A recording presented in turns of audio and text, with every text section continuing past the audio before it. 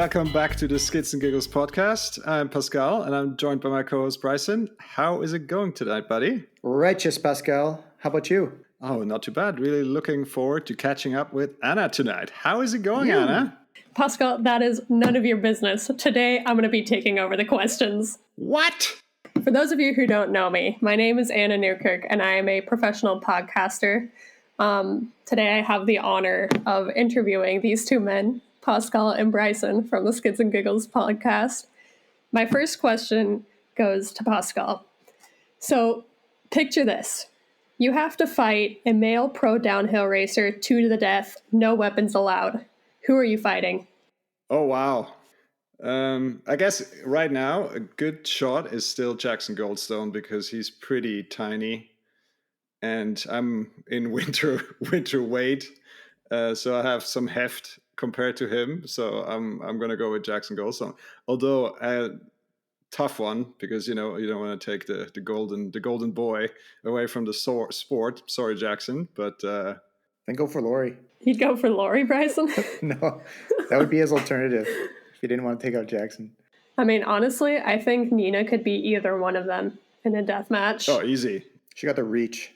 She does. She is a unit, but yeah, I was also thinking more of the line of Jackson because he's petite. He looked like he could do a nasty roundhouse kick, though. He's a very agile guy, he's very nimble. Like a Canadian Bruce Lee.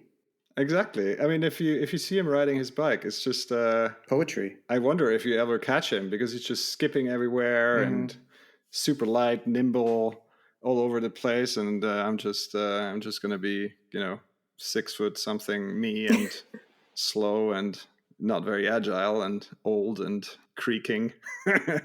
He'll hear your footsteps and you'll be able to anticipate. True, he's got those young ears as well. There you go. Yeah, some benefits on his side, that's for sure. Yeah, it'd be an interesting match. I'm keen to watch it. I was thinking maybe of like a pay-per-view or something, Pretty sure it's like raking some Discovery. cash. Yeah. Oh yeah, it would probably. Not GCN Plus anymore because, they won't exist as of December. But Discovery will definitely. They would probably like that. All right. My next question. I'm going to ask you, Bryson. How did you two meet? Oh, that's easy. I actually have no idea of how you guys met or why you guys know each other other than mountain biking. Planets, they align. They cast a shadow with a giant ring of light. And it happened to be directly upon Russian Pass. I got into like a random gondola and he was there. I had no idea who he was. Super intimidated because I actually didn't know so many people there. We were at an event held by the Biroma Bike Shop in Zurich. A fabled event actually called Los Enduros. And it's basically a long weekend trip to Russian Pass. And we just go out there and do a little bit of shredding, a little bit of hooting and hollering, a little bit of skids and giggling. And we just kind of hit it off. We did a lap, had a beer, chatted back in town when we got to Zurich again, and then, just kind of rolled. Pretty much love at first sight. Pretty much. I mean, he is a self-proclaimed adopted Canadian. No, he's really, and so we kind of connected that way as well, and it was kind of cool. We just started going on some duo trips or the two guy trips, and then did more riding, did more talking, made fun of each other, did a lot of cramping on my side, and worked out. And then what made you guys or prompted you guys to start a podcast together? So on these trips, we do a bunch of talking because we're driving like 2, 3, 4, 5 hours. So for example, all the way to Finale, or as close as Davos from Zurich. And then, we're just chatting and he'd be like, what do you think of that? And then I'd be like, so, this and that. And it just kind of got to a point one time where he, I thought he was joking. He was like, we should do a podcast. And I was like, well, yeah, I was a little bit confused actually. But I was like, definitely not. Like, I don't want to hear myself I don't want to hear myself recorded. I don't want to be putting myself out there too much. Like, maybe some people know me as a little bit more um, exuberant or outgoing, but I think I have definitely a strong side of like, what do you call this? Introvert and extrovert. So there's a times where I can Ambivert. like an ambivert Mm-hmm. or omnivert. Ambivert, maybe. I don't know. My English Multivert. is okay. Definitely not a. Never mind. So we, yeah, we just, Just kind he's of like, vibed. let's do it, and I was like, you know what, let's do it. So we kind of like met and tried to figure it out. We did like a kind of like a pre-recording of in his studio of like, what it's going to be like, and I was just like, I don't know. And then we found the online version because Corona hit, and it just kind of we just kind of like kept feeding it, and Nice. we are here today with you Do you guys get recognized on the streets a lot? all the time, and I cannot tell you what a pain it is. Just But fighting off fans. yeah, well, I've got an outside sponsor. I can't pronounce the name. It's Italian, and they basically just cloak me head to toe. I don't really have to worry about it anymore. It's getting spotted. So Pascal, on the Gucci. other hand, he's in the public eye, so he's just getting mobbed and clothes getting torn Bombarded. off. Yeah, Just people just throwing asking him for shoe signing autographs. deals and everything. It's like crazy. How do you keep it all in check? It is quite fun. I mean, although I have to say, just with the recognizing, it's just obviously we are operating in a very, very small niche, right? So think about, mountain biking is a niche sport. Switzerland is a very small country. We have an English speaking podcast in Switzerland about like the small stories and the underground stories. And so, it's not kind of like we're like the prime time um, podcast hosts, but there are few very on like Canton on one hand, few instances where people are like, "You sound familiar. Is there any chance where I know you from? Do you know where I could know you from?" And it's like, I don't know. I was like, I heard some podcast about the hardtail or something, and I was like, yeah, there you go. Yeah, that was probably me because we have been talking quite a bit about hardtails.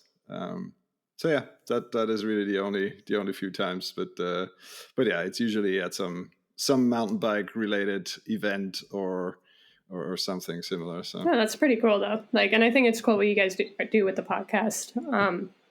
Yeah. Thank you.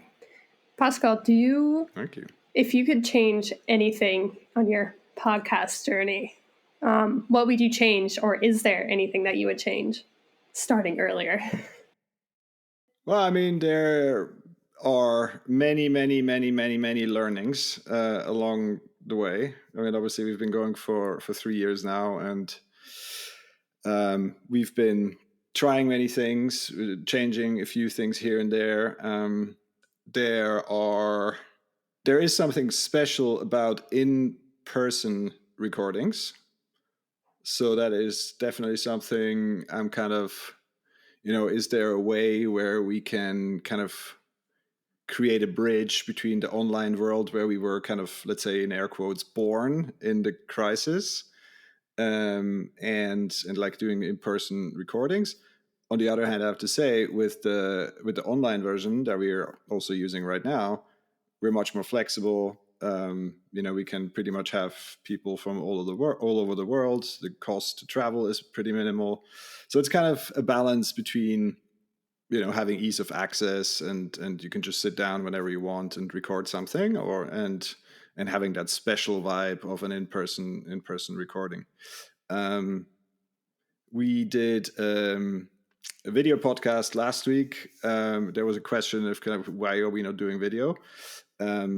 I think for us, the kind of the centerpiece of what we try to do is the conversation, and I don't think for us, like the two of us, the video itself doesn't really add that much texture compared to what we already do. However, I think I would be open to use video for other things. So let's say, we do a meetup and then we document that. We do some kind of we called it Skits and Giggles TV or some kind of YouTube series or whatever it is, right? So Yeah, that sounds actually pretty cool. So kind of to add texture of what we try to do. So yeah.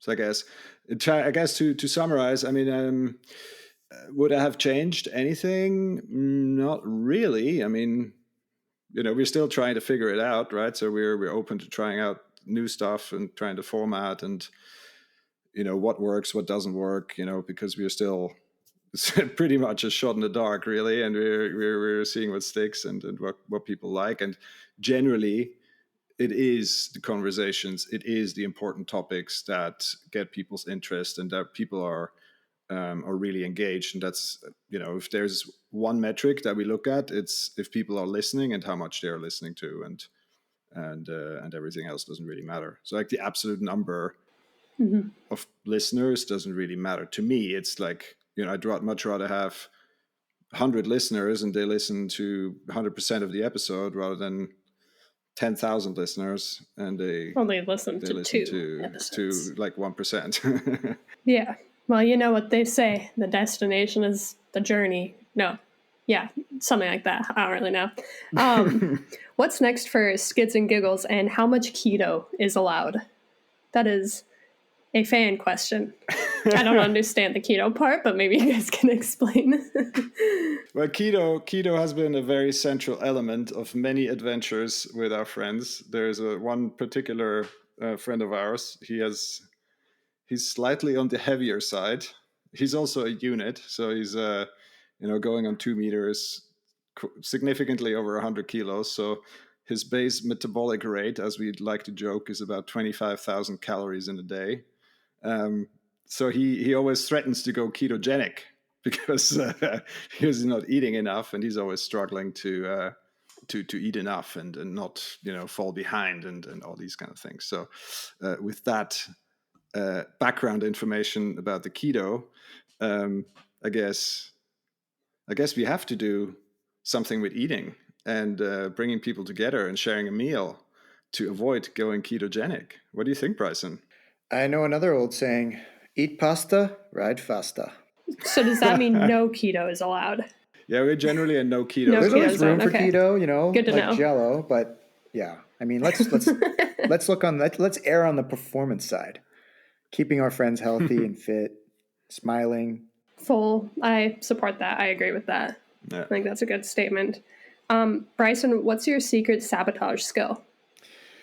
Another fan question that I don't quite understand. Okay, truth comes out. I fake my cramping. It's all a ruse. I just do it so I can hang out. I have another cramping that asks if you've ever cramped on a downhill or if it's purely an uphill thing. Oh yeah, for sure. I've cramped on the downhills. The thing is, like, But I thought you were faking it. that was a joke, Anna. I know. I'm just kidding. This is our boozy podcast where we just make fun and joke. But okay, I'll be serious. I've looked a lot into cramping. No jokes allowed. I've looked a lot into cramping. There isn't a lot of data or like real answers. There are a bunch of things that say it could contribute. There are probably all of them contributing to my cramping. And on like what they call a hair trigger. So like as soon as I'm a little bit dehydrated, I'll take it. Or if I'm a little bit, I don't know, not rested, boom, those hammies will spring back.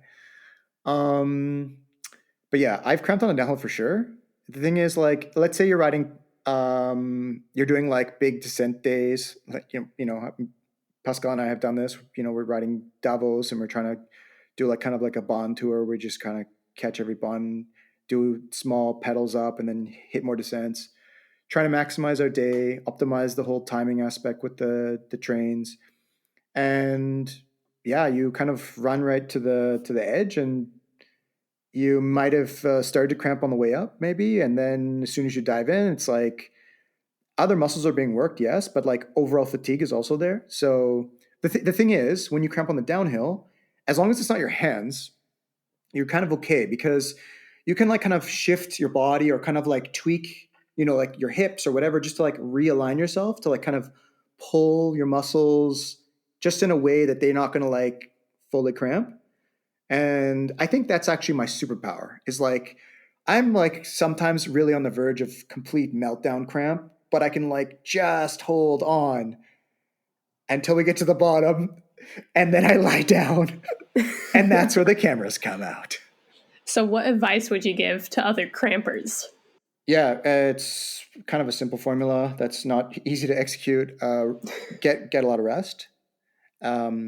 Practice, so like kind of train. Let's say, don't overtrain. Get enough food, but not too much. Drink mostly in the early in the day, and definitely throughout the activity. You definitely want to rehydrate afterwards, but don't go overboard as well, because overhydration is also pretty That bad. makes me very grateful that I don't cramp. That sounds terrible, and I'm sorry you have to do that. Pascal, as of recently, you are unemployed. Tell me, what are your plans and goals for the future? Like a 1 year, 5 year, 10-year plan? Oh, No, I'm kidding, no, just I in don't general.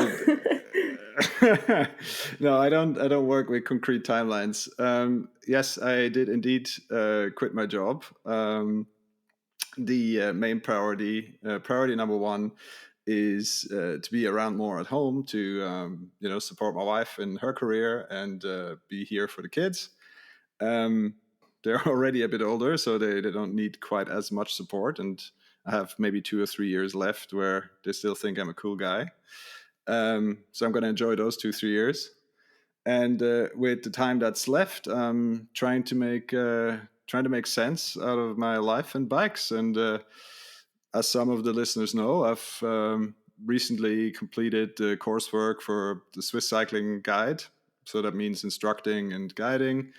I have some ideas that I want to pursue, that kind of use the experience that I've gathered over the last 15 to 20 years in my career.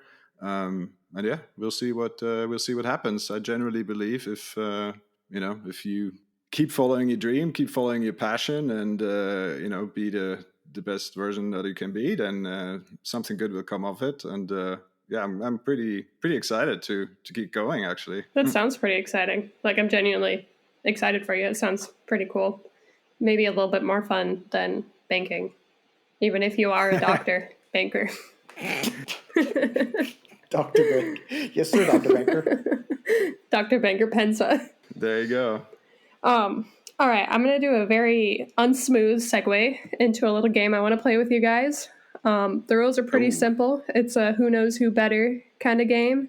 And the rules are please don't cheat. So the first question I'm going to ask is, Bryson, what is Pascal's least favorite movie? Like a movie Pascal's that he hates. favorite meal is pasta. No. Least favorite movie. Oh, what? Just a movie that he hates. Pascal's least favorite movie out of the 3 is Kung Fu Panda 3. Pascal, is this true? Does Bryson get a point?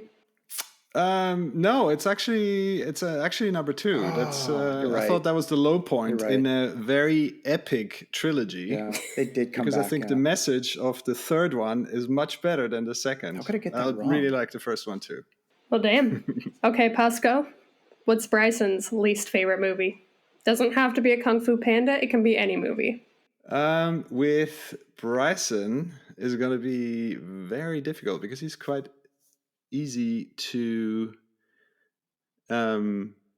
he's really has a very broad interest and a broad appetite for movies and different things. If I had to go with anything, then it would probably be some Art Deco kind of silent war Charlie Chaplin something maybe. But apart from that, I'm really struggling because he consumes so many different things. Is that true, Bryson? Is it a silent war Charlie Chaplin kind of thing? 1 point to Penza. 1 point to Penza? Okay. First blood. Here we go. Should I write this down, or are we just going to try and remember who has who many Give him points? 100 Who has how many points? We'll just try and remember. He'll be fine. The next question, just so it's fair, I'm going to ask Pascal first. It's a general question. You guys both have to answer what the other person would choose. The question is, you get to either, or your bike is your only mode of transportation. So that means you're not allowed to take a car anywhere or a plane or fly. Or you can use all modes of transportation, but you never get to ride a bike ever again. Pascal, what is Bryson choosing? Oh, the bike. All day, every day. So only riding a bike and never taking any other transportation? Bryson, is this true? It's true. Yeah? Okay. Oh, yeah. I wish all other forms of transportation to be stricken from this earth. Screw transportation. All right, 2 points for Pascal. Now, Bryson, what is Pascal choosing? Definitely the bike. I mean, he's a good driver, but he's had enough driving time, for sure. Is this true? Oh, yeah, for sure. Okay. For so sure. Probably, honestly, I'd probably agree with that. I think I would choose that as well. You can go far on a bike if you really, really want to. You can go anywhere you want on a bike. Exactly. It's the freedom machine. All right. Next question. Who am I asking? I'm asking Bryson. What historical era would Pascal like to visit the most if he had a time traveling machine? Okay, so that means in the past. I was going to name several future events or eras, but if I have to be limited to past, I'm going to say French Revolution. Really? Which side would he be on? Oh, this I don't know. Yeah. I cannot tell the future, and I also cannot tell the past, unfortunately. Me neither. Pascal, what's your verdict? Well, yeah, he was pretty close. So the past is not really my thing. I think there is no better time than now. But yeah, no, I'm generally more of a future guy. I'm really, really excited to move forward and see what's coming around the next corner. That's for sure. That's true. But the real question is, does Bryson get a point for that or not? I mean, French Revolution. That's an exciting time. That's for sure. So I'll give him the point. Okay. There were bicycles. I'll give him that. Okay. And Pascal, what historical era would Bryson go to? He would go to the era Da Vinci. Just like with someone that figures so much stuff out, has such a crazy appetite for understanding the world around him, and I think he would be really, really inspired by working with Leonardo or just being there and watching. I mean, nobody said that he gets to go choose where to go. It's more of the time period, but who knows? Maybe Da Vinci would let him come and peek over his shoulder a little bit, learn from him. There you go. Is that true, Bryson? I would definitely appreciate that, but knowing my luck, it would be the same time period, but I would probably be in like Uganda or something. So is he getting a point or not? He's getting a point, yeah. Okay, he's getting a point. I'd probably go like hang out with some dinosaurs or something. Oh, that sounds good too. Right? Just kind of like, I probably wouldn't survive for very long, but just go see what they're like. There weren't many humans around at that time. Yep. Just let that sink That's in. Okay. I'm okay with that, I can just go visit until I'm almost dead, and then once I'm almost dead, come back to normal times. All right, Pascal, should be an easy question. What's Bryson's dream bike?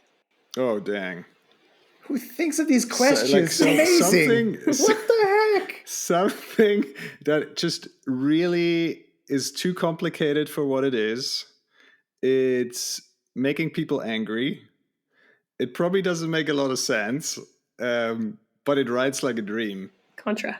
It's very complicated, and you can probably never get any spares. You probably need to 3D print something. There's a lot of things you can fidget with.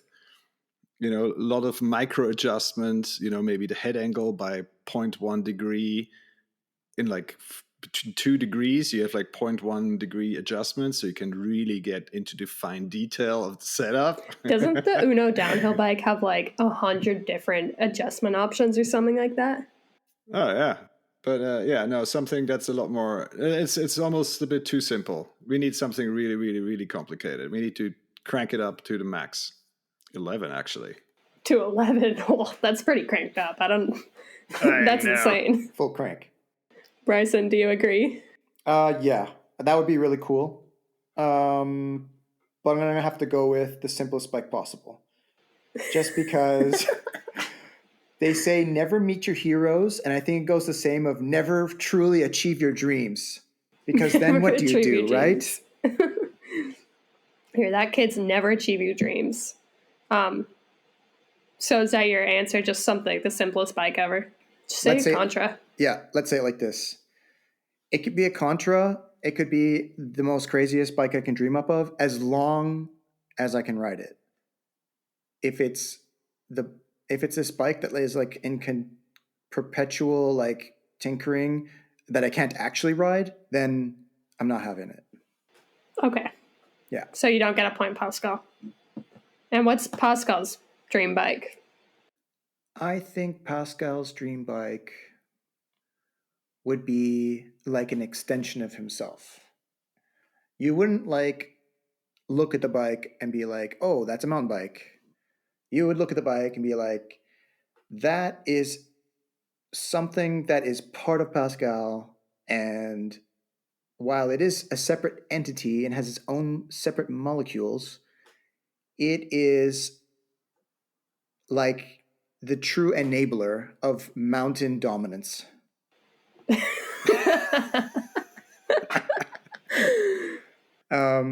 I could picture him on a bicycle that, okay, for the people who can't conjure up what I'm trying to describe here, I'll try to paint it a little more descriptively.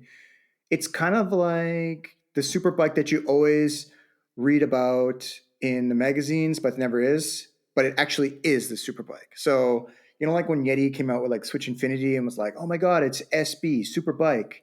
It's like the Yeti SB, but it actually is a super bike. Like It doesn't just claim to be. Yeah, like the Uno Ever and the Burn combined with their e-bike, but not an e-bike. Super wicked styling, fantastic geometry, crazy light, but ultra capable. And it has to have some big grubby tires. Big, like 2.9s. 2 point That whatever's big? in fashion at the time. Because Pascal don't need anything more. He is A trend follower. no, he is the definition of shred. Oh, he is shred. Okay. Oh, I like how you guys those are went kind very words. conceptual instead of just naming a brand, like you described the whole. Contra. You can say any brand as long as it's Contra. As long as it's Contra, exactly. It's the only brand you're allowed to name out of copyright reasons. On your podcast. On your podcast, that's the only brand. No other brands. So Pascal, what do you say about Bryson's verdict? A mountain dominating extension of yourself. Well, I mean, the funny thing is, right, obviously, the extension of myself, I'm not quite sure about, and I don't want to read too much into it. But I mean, my my current bike is actually pretty close to what Bryson describes. So it's some call it a super bike. It's very nicely designed. It's very light, but it's quite something actually. I'm really really happy with it. It's actually the one of the very few bikes where I'm like, okay, wow, this is it. End game. Sick. All right. My final game question for you guys. You get one superpower. Bryson, is Pascal choosing invisibility or to be able to fly? Think long and hard. This is the make or break, I think. I haven't been counting score, but I think it's the make or break. I think you would choose invisibility because Pascal can already fly. Wow. Have you seen him ride a bike? You have. Soaring through the air. Is it a bird? Is it a plane? No. It's Dr. Pensa. Dr. Banker Pensa, is this true or is this false? Well, I'm not sure about the flying part, but yeah, invisibility is pretty. I think that's pretty nice. It's a nice skill or a nice feature, nice power, nice superpower. 1 point for Bryson. Pascal, what's your buddy Bryson choosing? Bryson is choosing invisibility too, so he can sneak around all the secret trails, and no one can see him, and he's going for all the loamers, and having the best time out in the forest. No one can even see him. So do I get a point? Well, I'm based off of his reaction. I'm guessing you get a point. Yeah. So personally, I'd choose to fly. I just think that would be sick. And my verdict on the game is I wasn't really keeping score, but I'm going to say you guys know each other about equally. Not particularly good. You both got a lot of questions wrong, but but you both like kind of know each other. Thanks for playing, by the way. I'm not playing. I'm the host. You guys are playing. Oh, right. Thank you guys yeah, for right. playing my game. Yeah, we're Thank you for thanking me. We're not used to this. This Yeah, side I'm of not the used to table. this side of the table Yeah. either. I'm running out of questions. What's your guys' ape index? Yes. My ape index is whatever it means. You have long legs. Yeah, no. So I don't struggle. I don't struggle with ape. I struggle with long legs. So I generally have either. Yeah, so I have my saddle really high. So then I have to kind of. It's always kind of weird with the frame sizing. Certainly on the road bike, it's much more challenging than on the mountain bike.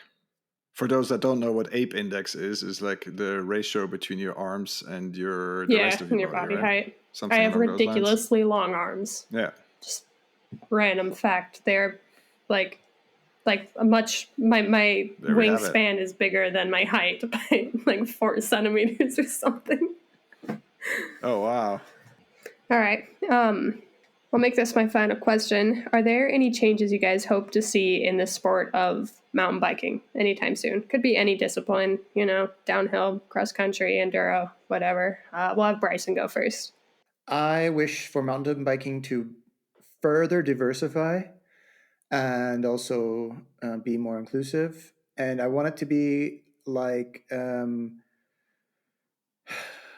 kind of want it to be along the lines of how the Dutch refer to cycling as just like, I'm just riding my bike somewhere. I'm not a cyclist. I want it to be like that. So like people aren't like identify as a mountain biker. They're just like, yeah, I ride a bicycle on trails. And it's just normalized and everywhere and everyone's doing it. And you have so many different kinds of bikes and there are no more like labels like enduro or downhill or whatever. Every bike is like just as capable, and all it comes down to is like someone learning the technique and taking a rigid bike downhill and enjoying it. That's what they want to do.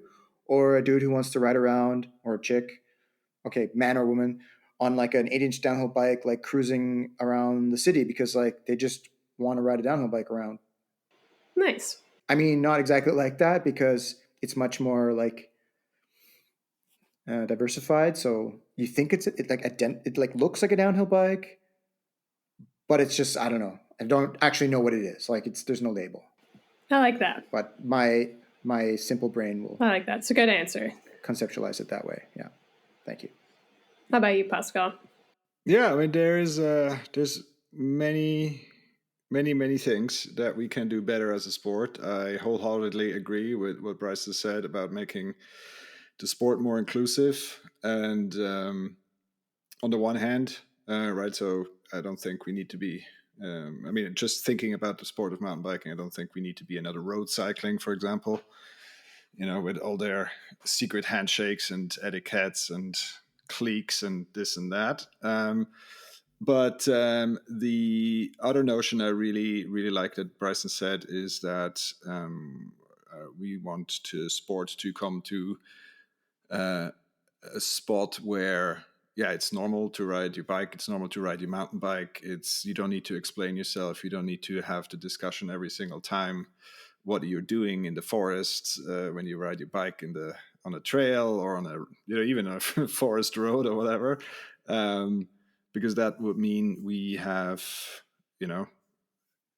explained enough what we are trying to do. We don't need to discuss every single time why we are here. And so, yeah, it's then just on the same level, on the same footing like every other sport. Certainly here in Switzerland or in Europe or wherever, that is a popular sport, right? So we have, I don't know how many thousands of football pitches, and no one's asking why we have thousands of football pitches.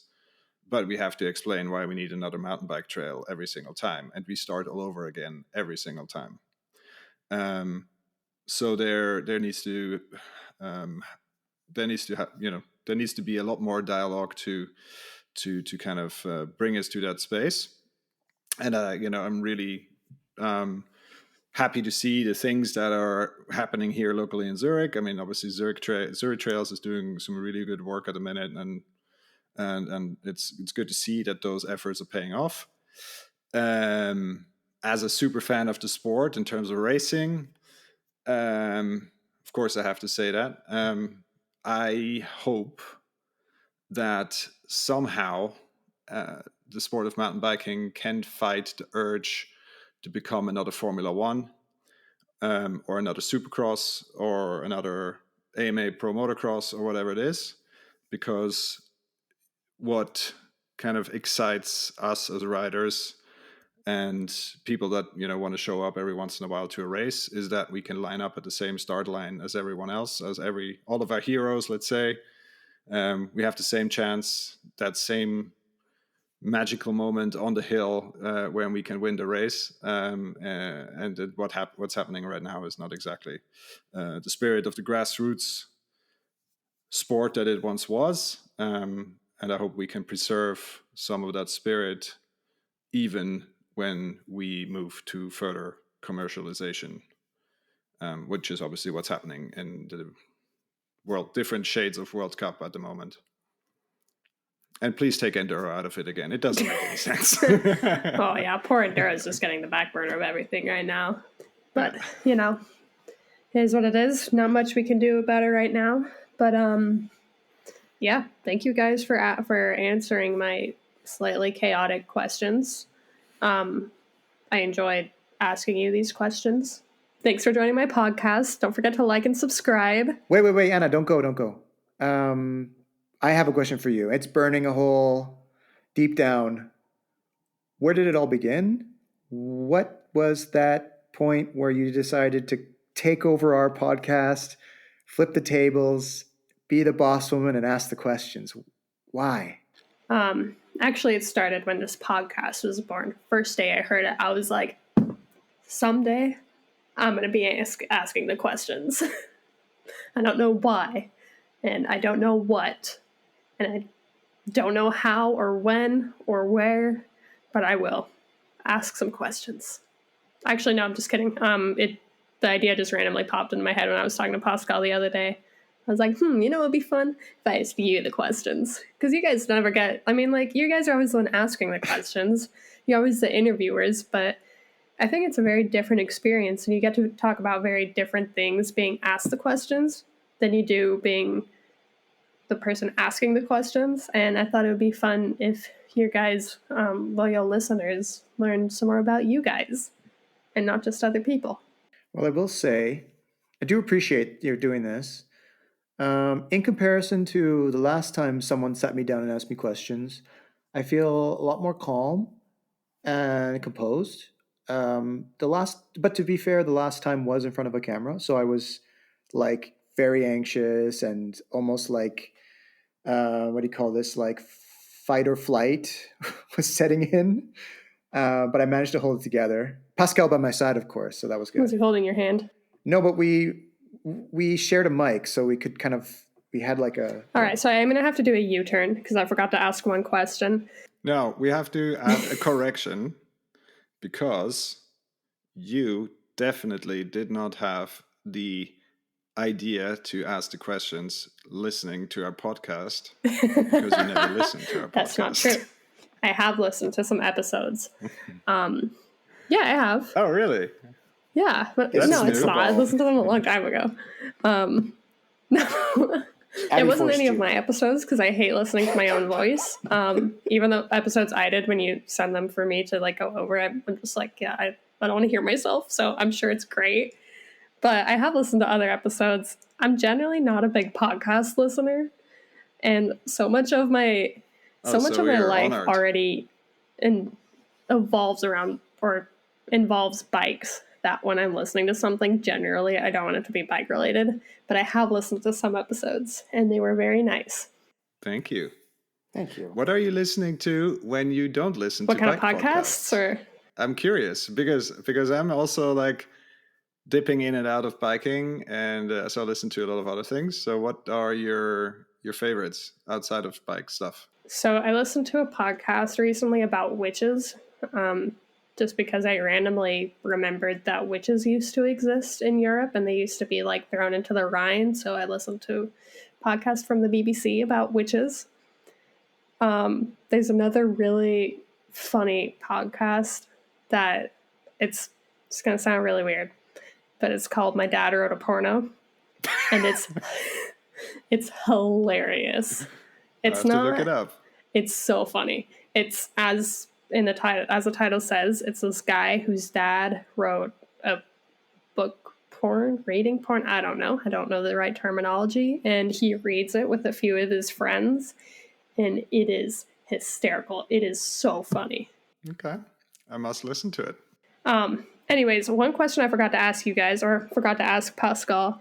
Pascal, your wife asks if I can please ask you when you're going to give up on trying to get her to ride a bike. She feels like going over the handlebars twice should have been the hint.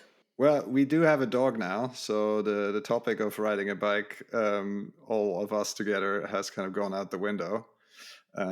Young doggy is not ready to be a trail doggy yet, so I guess that's something I have to work on next, and then we can talk about her riding a bike again. But yeah, I've pretty much I've not given up. I've just put it on the back burner. Let's put it that way. However, if she wants to gain some confidence, I know a great instructor. Bryson, did you have anything else that you wanted to add, or? But I do have a serious question. Okay, shoot. And it's a little bit unorthodox, but let me shoot. Okay. Would you say you're more of a person that wants to do or wants to become? Ooh, I've never heard that question before. That's a good one. It's been boiling, and I've been working on it. Yeah. I'm more of a want to do person.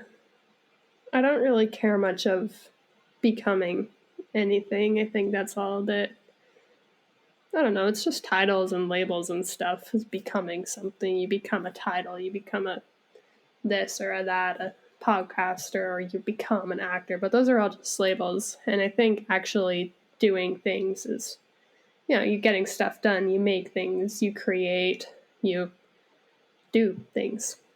So yeah, I'm a do person. It's a great answer. Thank you. I look at it kind of the opposite way, but it's an abstract question, so you can definitely answer it only the way you want to answer it. What's your answer? What do you think of it? I think of myself as someone who wants to become, but I'm not doing it because but I actually think of it as the same sense as you think of you being wanting to be someone who is wanting to do. Because I also think it's not like I'm doing this because I want to become a wizard or like a scholar or something like. But I want to like transform myself internally, or kind of like my mind, and that's what I believe is becoming something. So like kind of transforming myself that way. So I believe it's similar to what you say as you want to do. But I think that's the beauty of this question, is kind of like you can look at it from opposite ends and think it's different things when really it's the same thing. But really what it does is just open you up to explaining who you are. That's pretty interesting. I think that's really cool. I've actually never heard of that question before, but I like it. I just made it up. Wow. It's pretty deep, Bryson. I'm not sure about that, but we had fun. Okay, question period over. All right. Speaking of questions, we have a new tradition that we started in the summer with the podcast, where we ask our guest that we are currently recording with to submit a question for the next guest, an open question, not knowing who it is. And the question that Chris Evers has for you, and I think we want to definitely hear that because you have a really cool bike to go through this. He wants to know, what was the first bike that you owned and how does it compare to the one you're riding today? So, the first bike I ever owned, I would say I was probably like 3 years old, and it was a small blue dinosaur bike, hardtail, no suspension in the front, but it had dinosaurs on it, so that was pretty cool. It did end up breaking, which was unfortunate. I think the wheels were probably 16-inch. It was a great bike. I loved that bike. The bike I ride now is a little bit different. It's also blue. My enduro bike, at least, is blue, but it has about 160 millimeters more of suspension in the front and the rear. It's made out of steel, which honestly, that other bike, no, actually, I think the first bike was aluminum, but this bike is made out of steel. It's a lot bigger. The wheels are 29-inch opposed to 16-inch. Well, it's 29 in the front, 27.5 in the rear. And it rides downhill a whole lot better. Like, definitely a lot better on the rough stuff. All in all, the bike I ride right now is a really, really good bike. I am a huge fan. My enduro bike's the Contra MC. For those who want to know, it's a steel high pivot enduro bike. And it is fantastic. And the downhill bike's the BR200, named after Beyond Racing 200. Because it's 200 millimeters of travel front and rear. Mm-hmm. Wow. Downhill bike is actually, like, it's so insane. I've never ridden a bike that I've just gelled with so much. Also a lot better than the Blue Dinosaur bike. Very nice. I guess with that, we kind of wrap it up for the night.